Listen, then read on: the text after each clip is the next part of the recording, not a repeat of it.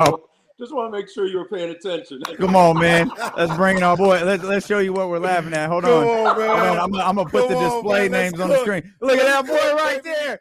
Chocolate Dollars here with us. Come on, man. Restore Frost. Look at that boy. The Louis Vuitton Don. Mark Jones. Oh, man. Mark, Hey, what's man. up, baby? Hey, man. God woke me up this morning, man. I got no complaints. No complaints. Yes, Just indeed. getting ready to, yeah. No, I was just gonna say, Mark, we was talking yesterday. He said, so you got a flight. So you're not gonna be here for tomorrow's game? You'll be No, I'm tonight's a TNT exclusive. We're not doing tonight, but I'll be doing tomorrow's game. So okay. yeah, Cool. I'll be doing tomorrow's game, and then unfortunately, I have an ESPN commitment Sunday. I got Bulls at Knicks Sunday afternoon on the last day of the regular season. Won't be able to do our Portland game, but hopefully, we'll have good fortune before that. Man, get up to 6, and it'll be in the bag. Hopefully. What you think about what this looks like, Mark? It's been tough without Malik, and we've been trying to, stall this team out a little bit, even building a 20-point lead a couple of nights ago, man, having a couple of 20-point leads over the last, 8 or 9 days against the Knicks. And then, again, just a couple of days ago to close out that road trip. But it just feels tough, man. You're losing a lot of firepower with Kevin Huerter and Malik Monk out of the lineup. Yeah, you said it, man. I mean, you can't dismiss the fact that we're missing about, 26 points per game in those two guys. And, the Mike Brown will insist on telling everybody that we have enough. But, when you look at guys like, Trey Lyles stepping up, Davion Mitchell stepping up, having to get that kind of production, and now Colby Jones suddenly getting a lot of run. It's a little bit of an unfamiliar position for some guys, different kind of roles at different times and different substitution patterns. Not to make excuses, but the style of play changes without those guys. When you think about Malik not being in there, right? That's 16 points a game plus the added pocket play. He plays in the pocket as well as anybody on our team, maybe the best. His passes to Domas. It's not a surprise that we saw Domas not be as productive offensively, scoring the basketball as he would normally be with Malik in that last game against OKC. And our style of play changes without those two guys. It's not as much dribble handoff action. We play a little bit more pick and roll, and I believe it's a little bit easier subsequently to scheme for us. Nah, for sure, man. Yeah. And I don't want to harp too much on Tuesday's game against OKC, but you were there. Yeah. And yesterday I came on here and everybody was upset with the 58 threes taken. And I understand it. And blown lead. I get it all. But Mark, I watched that team on Tuesday, man. And I said they were playing so damn hard, man. They played their ass off to try and get that one against a team that may be the number 1 seed on the road. And I had a hard time, even though they didn't. That doesn't mean they played perfect or anything else like that. But I thought they really tried to gut that one out on Tuesday. And had a hard time going in on that team because I know they left it out there and it just wasn't able to happen. It's kind of the same thing. Yeah, that was great effort. I mean, you're right, man. This team is not lacking for effort right now, and a great barometer for effort. If you look at the rebounding stats, especially in that first half when they came out with the requisite effort, and rebounding is always a great barometer for effort. And the fact that guys in the last 15 games, we are I want to say like top 5 defensive rating. And when you wake up this morning and look at the synergy stats, cleaning the glass stats, Sacramento is number 14 overall in defensive rating. And that speaks to the improved defense. You can't get good defensive results without great effort. And, unfortunately, some of the stops were not timely stops against OKC. And, once again, the last 2-minute report, I saw it. Shea Gilgeous-Alexander traveled. Pointed it out the second it happened. Yeah, man. Yeah. I said, he walked. And, the last 2-minute report says, he walked, but that's like telling me the operation was a success, but the patient died. It doesn't help us right now, So it's going to take a great collective tonight against New Orleans. And again, Friday against Phoenix, and to wrap it off Sunday against Portland. But I think this team is up to it. We saw last year when it really counted. Especially Fox. He really answered the call in that playoff series, and we're going to learn a lot about the strength and the leadership of this squad in these last 3 games. So far, a couple of plays, and we're 3-1 on that 4-game road trip as opposed to 1-3. Mark, you talked about the improved defense. It's visible. Like, you can see it when you're watching this basketball team play. They are a better defensive team. The problem is it still feels like with this squad, they're good, but they're not good enough to win games on the defensive end. They still need a high-end performance on offense to get this going. And it feels like De'Aaron has been struggling a little bit, and Domas has been struggling a little bit. And I know it's just beating the same drum, man. But how much of that is an effect of their 2-guard depth being completely wiped out? Yeah, that's it. Look at De'Aaron's minutes, guys, over the last 3 games. He's had a couple of 42, 43-minute games. I mean, it ain't gonna get better either. No. I mean, the tank's a little low right now, and they're playing the recovery game, and they're putting in. We were in Oklahoma City, man, and there was an early bus, another early bus, and then the regular bus schedule to get to the gym, and both morning shoot around, and then after shoot around, and guys getting shots up. They're very much aware of what it's going to take.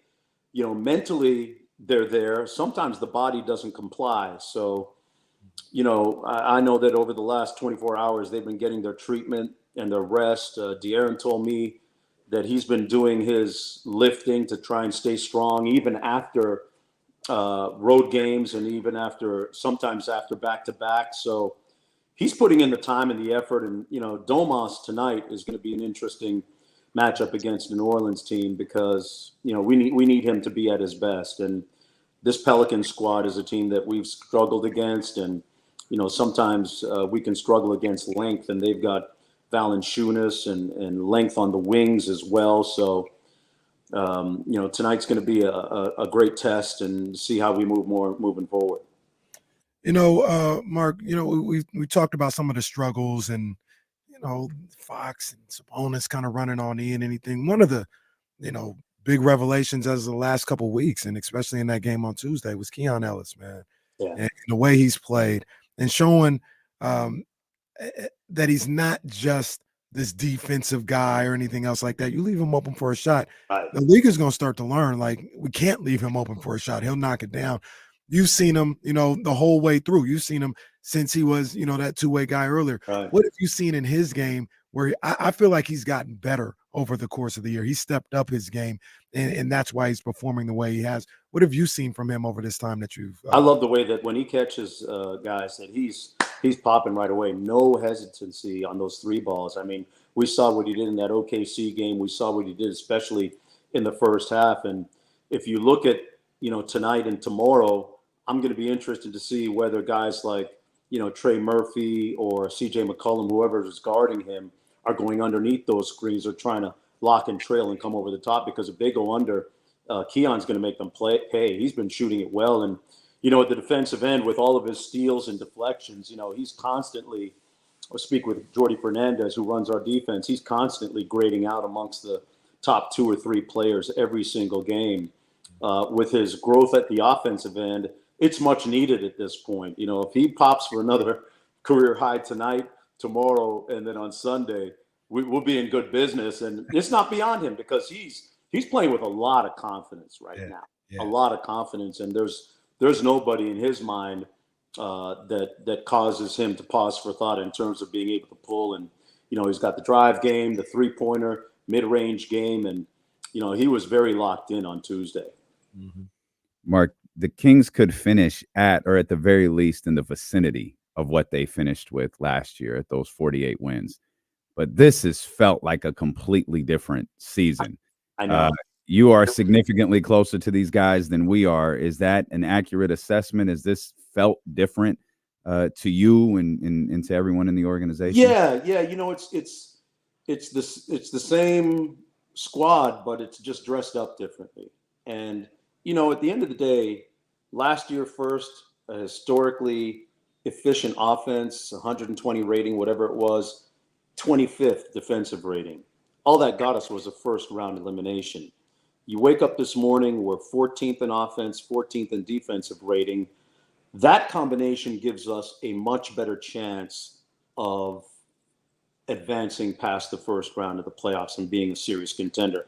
That marked improvement of 11 spots in defensive rating makes all the difference. It's not sexy. It's not pretty. And we're not humming the ball around and moving the ball around, getting fancy dunks and taking the league by storm. Hey, listen, the league caught up to us a little bit. And that's a compliment. We should take that as a compliment. That's why it feels different.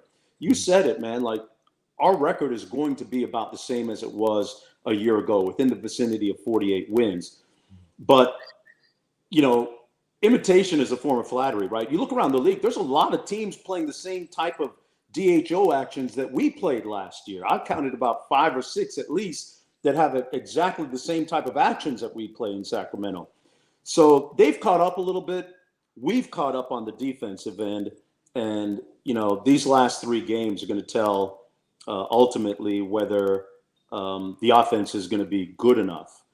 Albeit you have a disclaimer because we are missing 2 key cogs offensively. Mm-hmm. The 6th man of the year and one of our starters who was averaging, 9-10 points a game. So any way you slice it, there's going to be a little bit of an asterisk, but it's not sexy. We got a little bit more grimy this year and in the mud. I think the formula still worked, and it was a good plan by Mike Brown and his staff. Yeah, I Mark, I'm an offensive guy, right? I got buckets. So I'm like, hey, we still got like sizzle on that steak.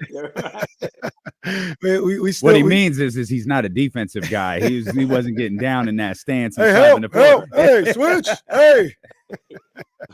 But I feel like the thing that gives me pause right now is the fact that, I talked about how hard they played on Tuesday, and you had Keon doing what he did, and De'Aaron, he had 33, and I know Sabonis could have played better, but man, they scratched and clawed to get to 105. I'm like, man, how we getting to that 115, 117? Like, how does that? They hit 23s on Tuesday. So they're playing tougher, they're playing defense, but that's where But I think that's a function. KC, I think that sort of cut you off. I think that's a function of the officiating right now. I really do. I mean, De'Aaron is 6th in the league in points per game off of drives. He didn't shoot his first 2 free throws until about 8 minutes to go in the game. And I'm like, man, what's wrong with this picture? Yeah. And at the other end of the floor, there's a respect factor going on because SGA is going to the line like 18, 20 times. So, I know that, the front office is sending in film to the NBA officials and saying, hey, take a look at this. We're not getting calls, but, you just have to keep taking it to the basket and making them blow the whistle. At some point, you just pray and hope that they do. I want to steal your heat. Tell Mark, Mark, what you got to do. To a certain degree, like, it sounds crazy.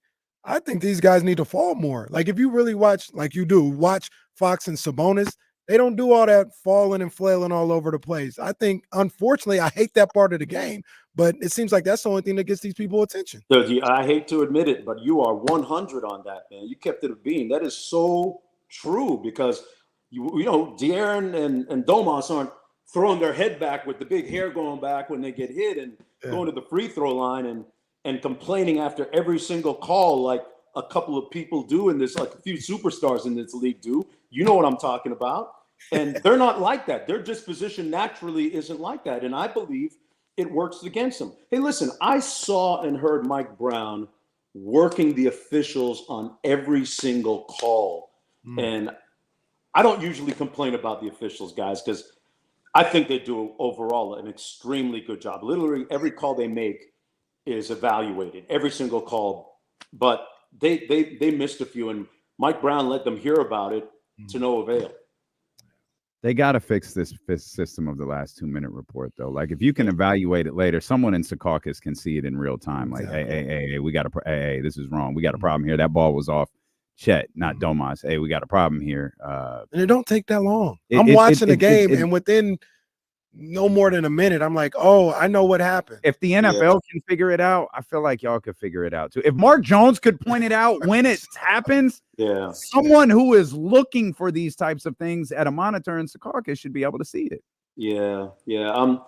I don't know what the perfect answer is, man. I And don't we have either. all the technology at our fingertips. And sometimes I don't even think technology is the answer. I mean, but we already have 3 officials. They've experimented with the idea of a 4th official, I know. But, Mm. sometimes you got the baseline official, you got the slot official, you got the official strong side weak out top. And there's a human element involved, and they're going to miss some calls, and you just pray it doesn't go against you. Unfortunately, Yeah. man, when I look at Colby Jones getting hit in the face and Boston at the end of the game, and look at that non-travel call on SGA, I mean, he did the electric slide with his pivot foot, man. And the Cupid shuffle out there. yeah, it was all of those, man. But I don't know what the answer is. I don't know, but I tell you what, the Kings have to continue to play through some of those whistles. You can't get into it, the refs. You got to sprint back on defense, and I know that's been Mike's message too, man. Don't be selfish about your own situation. You have to sprint back if you don't get the call and play defense, and leave it to the staff to take it up at the first break. I'm looking for good results tonight, though. The law of averages says against the Pelicans, we're due. Right? You got to get one. You can't possibly go 0-5. Yeah. And they're missing Brandon Ingram. They're missing 22 points a game in BI. So Before we let you go, man, because I told everybody, man, he's jet setting. That's what my man does, man. We're trying to figure out. I think we both agree. It is Louis. Yeah, the duffel bag that he's going to the airport with, definitely a Louis one, right? The overnight bag. Actually, you know what? I'm going grimy. I'm going Samsonite today. I'm going Samsonite. That's not the brand I was thinking of. I was thinking of a different time. You gotta go grimy, man. But it matches your roller, right? Throw that thing up there. It matches your roller. Isn't it like it start with an H or something, right? What? The luggage brand you're talking about? No, I'm thinking I think it's called Travel Pro or something. Travel Pro is another one. Yeah. That's Pro and Samsonite. They take good hits, man. The toiletry bag is Louis. I know that much. The toiletry is Louis. Yeah, you're right on point. Mark Jones is responsible. Got the Gucci belt on today too. Come on, man! I told you, my boy gonna do what he. Come on, he do what he do, man. Come on, now. This man is responsible for more difficult conversations with our significant others than I care to admit. Like, hey, where did you get that? Hold on, where'd you get that bag from? No, Mark said to wear your blessings. Hey, man. Who the hell is Mark? That's what he told us that on the radio. Hey, Mark told me. Hey, you guys are first team all drip right there, man. I see you guys at the game. I see you at the game. That's this guy over here. You see you guys with the Louis Cross jacket. You see his jacket when we went to the concert. You see that Louis biker jacket he had on? Come on. Oh yeah. I peep it all the time, man. There's a Mark Jones special right there. Boy, there's a lot of money in my vicinity because I'm looking over here to my right. I'm looking here right in front of me, boy. We got a day planned. I need to call a plumber. You guys got so much drip, man. Come on. Stop that. Mark, we appreciate you, man. Thanks for carving out a few minutes for us. Hopefully the season is a long way from over. I imagine your schedule is going to get real crazy over the next coming weeks, man. But we'll stay tapped in as this thing unfolds. Appreciate you guys, man. Keep up the great work. Go Kings. I'll see you at the gym tomorrow. Sir. All right.